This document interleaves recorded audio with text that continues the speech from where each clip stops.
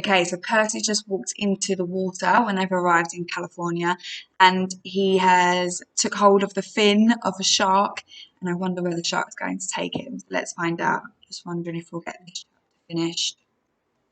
Might get the chapter finished today, if not, we'll finish it in tomorrow's video. It took off, pulling me along. The shark carried me down into the darkness. It deposited me at the edge of the ocean proper, where the sandbank dropped off into a huge chasm.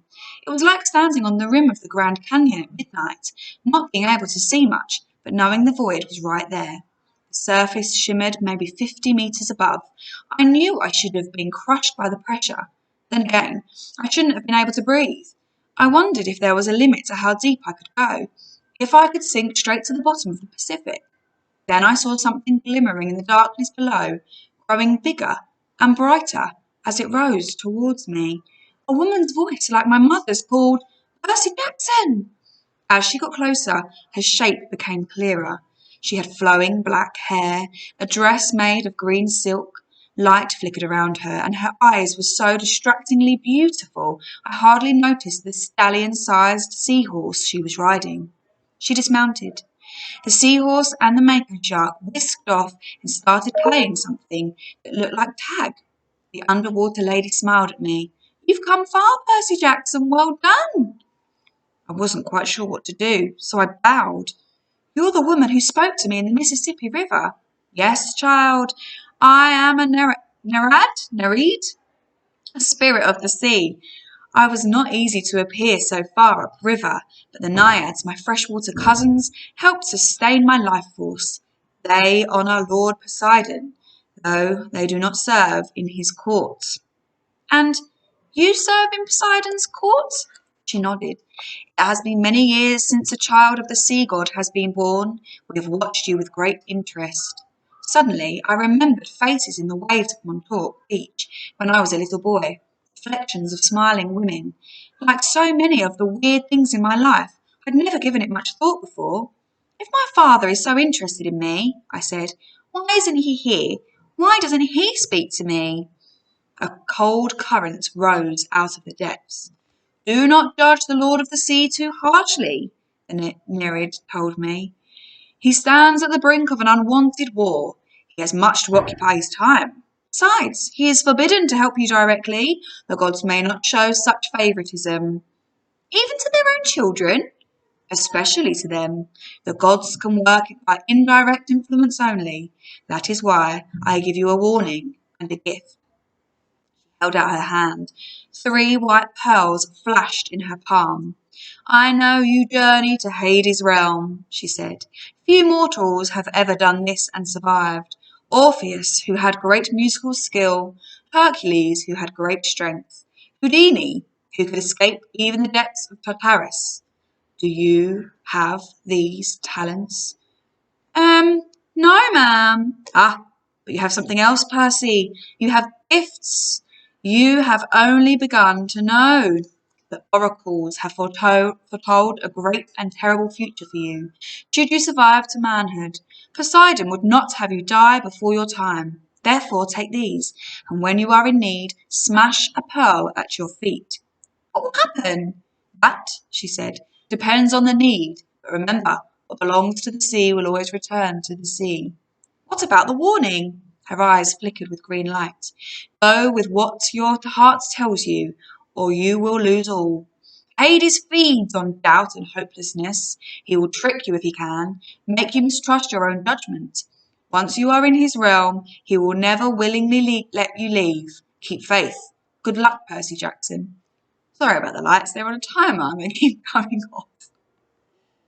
She summoned her seahorse and rode towards the void. "Wait!" I called. "At the river, you said not to trust the gifts." "What gifts?"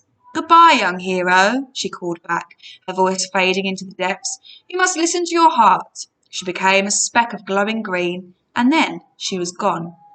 I wanted to follow her down into the darkness.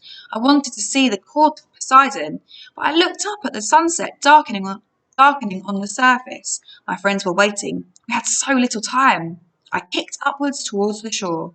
When I reached the beach, I told Grover and Annabeth what had happened and showed them the pearls. Annabeth grimaced. No gift comes without a price. They were free. No, she shook her head. There is no such thing as a free lunch. That's an ancient Greek saying that translated pretty well into American. There will be a price. You wait. On that happy thought, we turned our backs to the sea. On the sea, sorry. With some spare change from Ayres' backpack, we took the bus into West Hollywood. I showed the driver the underworld address slip I'd taken from Auntie M's Garden Gnome Emporium. He'd never heard of the DOA recording studios. You remind me of somebody I saw on TV, he told me. You a child actor or something? I'm a stunt double for a lot of child actors. Oh, that explains it. We thanked him and got off quickly at the next stop. We wandered for miles on foot looking for the DOA. Nobody seemed to know where it was. It didn't appear in the phone book. Twice we ducked into alleys to avoid cop cars. I froze in front of an appliance store window because a television was playing an interview with somebody who looked very familiar. My stepdad, Smelly Gabe. He was talking to Barbara Walters. I mean, as if he was some kind of huge celebrity. She was interviewing him in our apartment in the middle of a poker game, and there was a young blonde lady sitting next to him, patting his hand. A fake tear glistened on his cheek. He was saying, "Honest, Miss Walters, if it wasn't for Sugar here, my grief counsellor, I'd be a wreck. My stepson took everything I cared about. My wife, my Camaro. I'm sorry, I have trouble talking about it." There you have it, America. Barbara Walters turned to the camera. A man torn apart, an adolescent boy with serious issues. Let me show you again the last known photo of this troubled young fugitive taken a week ago in Denver. The screen cut to a grainy shot of me, Annabeth, and Grover standing outside the Colorado diner talking to Ayres. "Who are the other children in this photo?" Barbara Walters asked dramatically. "Who is the man with them? Is Percy Jackson a delinquent, a terrorist, or perhaps the brainwashed victim of a frightening new cult? When we come back, we'll chat with a leading child psychologist. Stay tuned, America." "Come on," Grover told me. He hauled me away before I could punch a hole in the appliance store window. It got dark, and hungry-looking characters started coming out on the streets to play. Now, don't get me wrong, I'm a New Yorker. I don't scare easily. But LA had a totally different feel from New York. Back home, everything seemed close. It didn't matter how big the city was. You could get anywhere without getting lost. The street pattern and the subway made sense. There was a system to how things worked. A kid could be safe as long as he wasn't stupid. LA wasn't like that. It was spread out, chaotic, hard to move around. It reminded me of Ayres.